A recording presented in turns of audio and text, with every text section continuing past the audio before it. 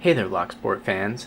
So I wanted to document making a challenge lock, and this is the lock that I'm going to do it with. This is a Schlage 5-pin rim cylinder that I got from the loose door parts bin at the Habitat for Humanity restore. So, they just have these bins with all these, doorknobs and deadbolts and stuff like that. And then there are some locks in there, but I think the locks get cleaned out a little more regularly. But so this was 50 cents. As you can see, it is very corroded. This is probably the worst looking one that I've gotten. You can see a bunch of others in the background there that look a lot nicer, but most of them don't come with keys. This one didn't have a key either. So I went ahead and picked it off camera just to save a little time, but we'll gut it and then clean it up and see if we can make it into a challenge lock. So let's see. I've got oh, you know what? This is not the first time I've seen this. Some of these have like this, I don't know what this thing is back here, but it makes it so that you can't use one of these tools on there. So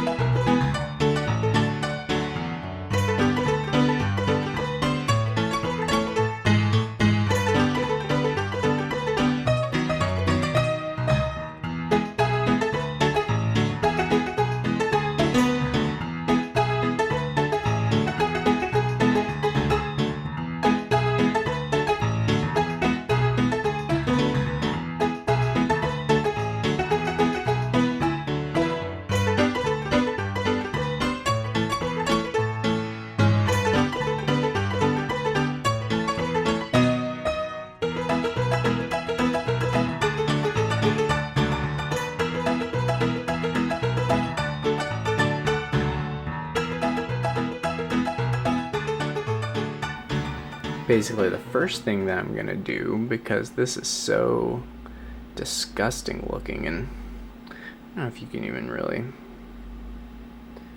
I don't know if it'll focus that close, but how close will this focus? I don't know if you can see, it actually says Schlage on here. It's so corroded you can't see it. Well, we'll see if we can read it once everything's done. But all right, so I guess first, I don't even really know what this screw is on the back of here. I guess maybe it interacted with like the locking mechanism or something. This is the first time I've seen something like that. Oh, wait. Oh. This is a kick cylinder. Ha! I have not seen that before. Okay, so this is a kick cylinder and a housing to make it into a rim cylinder. Well, interesting. Okay, well, in any case, the first thing that I'm going to do is to try to, in order to clean all of this grime off, is I'm going to put it in distilled vinegar, well, at least for like a day or something like that. I'll very carefully put that in there. Don't want to break the jar.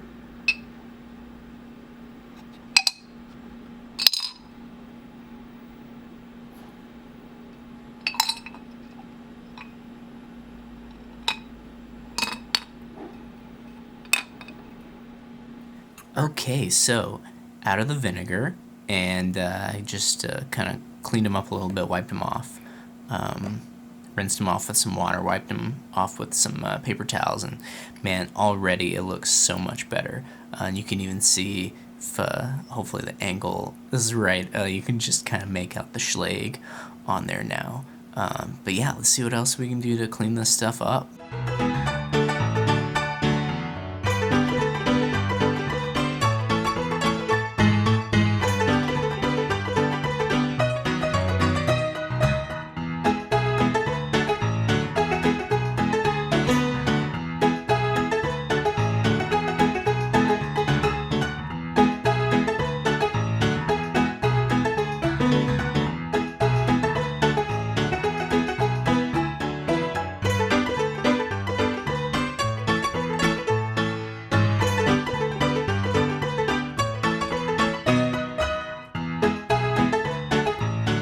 All right, and there we are after cleaning up a little bit. I gotta say, not bad for a 50-cent lock.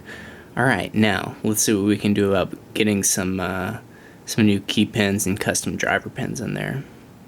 Okay, so I went ahead and made a couple of custom driver pins, and I just wanted to show you my my thought process for going about doing this.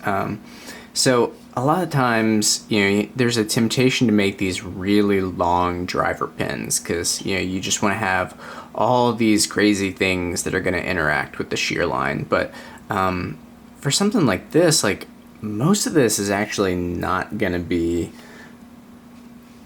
well, below the shear line. Like this is a number 4 key pin that I'm putting in here. And I mean, you can see like most of this is like above the shear line, and unless you have countermilling in the Bible, then it's not going to be playing any role whatsoever. So in order to avoid that, I like to come up with the bitting ahead of time and use that to guide the driver pin making process. So these are nickel silver Schlage key pins that I got from CLK Supplies. So I made a couple here, and I'll just show you how I go about doing it for the next one. So like I said, that's the number 4. I make the driver pins out of this 3mm brass rod that I got on Amazon. Fairly small pieces, which I like. And this is the piece that I've been working with to make all of this stuff. So, all of these came from the same piece. So what I like to do is, with the key pin in there, I put what's, the starting material for the driver pin in there. And then just come in here with a Sharpie and you can just mark off where the shear line is going to be.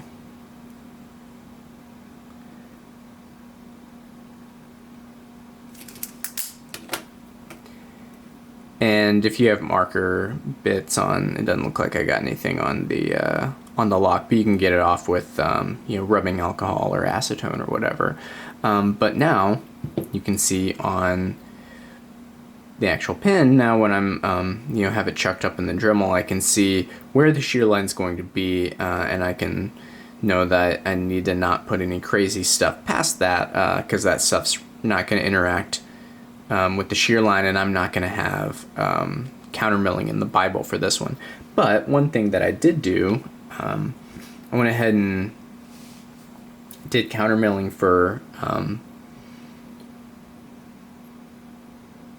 hopefully if it'll focus, you can see this. Yeah, there you go. Used a thread tap for, I did a little bit on the last one, but this one I actually went like all the way through. So probably can't see it very well, but basically like all the way down.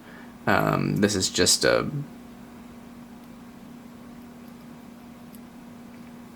you just put this in the drill and zzz, and it goes all the way down, and then get it back out. And you might have to do some filing to if there's any I don't know, it kind of creates some weird stuff in the bottom sometimes, so just get rid of that. But yeah, that allows, let's see, the driver pin that's going to be in there. All the stuff that's in there can now interact not only with the shear line, but with that threading going up. So it just makes it a little more confusing, a little harder to pick. Yeah, so I'll get this threaded up or chucked up in the Dremel, and we'll see what I can make out of that.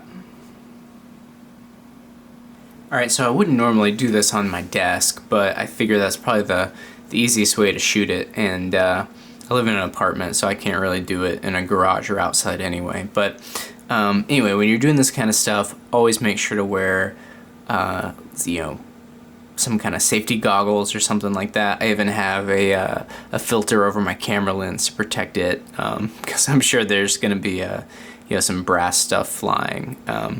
But yeah, I'll see. I've never done it in a filmable way before, so we'll see how well this actually works. Usually I just use these tiny files. You know, you can get these for, I don't know, a set of them for like $10, like Home Depot or Amazon or whatever. So yeah, see how it goes.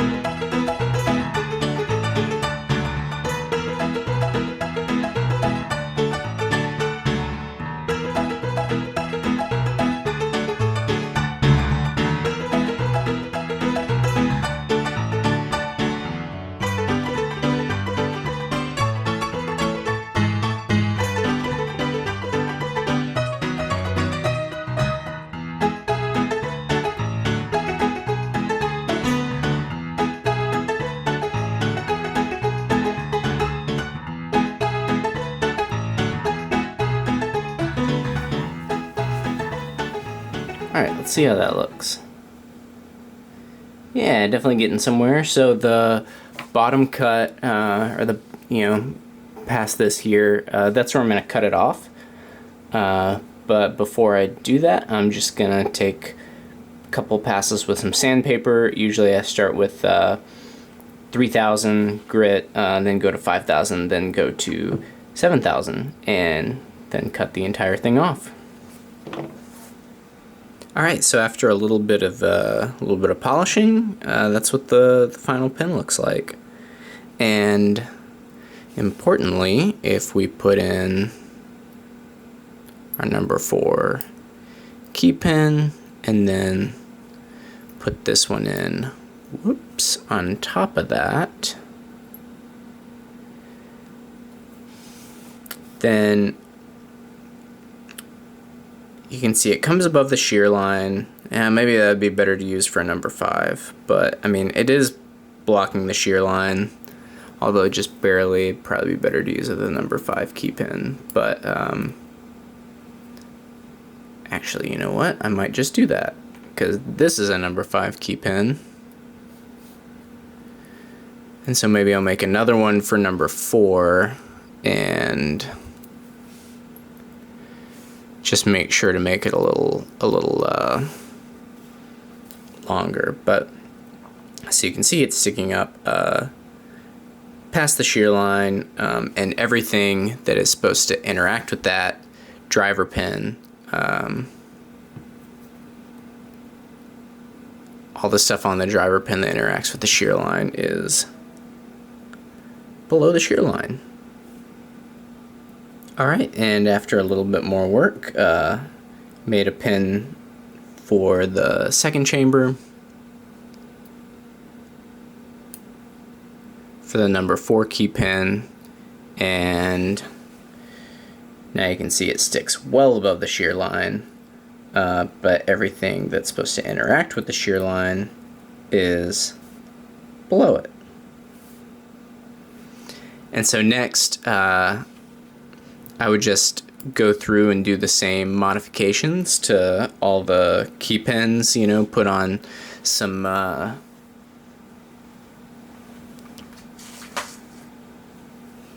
put in some serrations or spooling onto the key pins, and do that for each one of those, and put it all together and be good to go. Okay, so key pins are finished up, so you can see I just added some spooling to them, and the great thing about the Dremel universal chuck, even though I don't have like I have a Black & Decker rotary tool, but I use the actual Dremel brand universal chuck. You can even chuck up one of these like size 0 key pins and still manage to put a little spooling on there, or deep serration, or whatever you want to call it. So just some few finishing touches. Did